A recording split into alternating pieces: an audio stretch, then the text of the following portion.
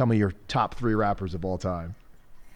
Dylan, and Dylan. That's if anybody's seen the Dave Chappelle show.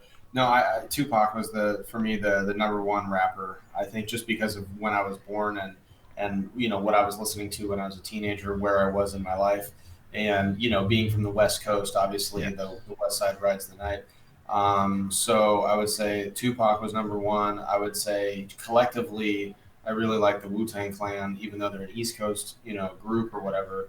But Lamar always has this thing on Clubhouse about like putting people on the spot. If it's like 8 o'clock at night, he's like, "Yo, fam, I'm gonna ask you a question.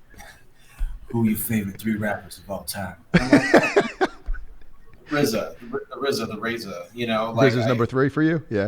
RZA's number two. Well, I number guess. 2, right? Yeah, so number 2, yeah. Yeah, because he's like, no, that's a cop out to do the Wu-Tang Clan is like the whole thing. And I'm like, okay. So I don't know. I mean, I probably would have said, you know, man, I don't even. The thing is, like, I stopped listening to rap in like 2004. So I Yeah, would say, really. like, I mean, who's listening to this rap these days?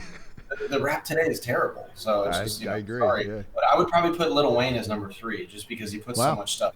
Mhm. Yeah, I like Lil Wayne, but he puts so much stuff out. It's like constantly, constantly, constantly, and that's difficult. So I respect that a lot. So I think out of the modern guys, I would put him, out there. But it's funny because I'm not like the biggest Jay Z fan, and a lot of people are like, "Well, what about Jay Z?" And I'm like, I don't know, man. Like maybe Yeah, one or Lamar two. has him at number 1. I mean, yeah. Nah, forget that. So then he's got me like investigating all these other people that I'd never heard about.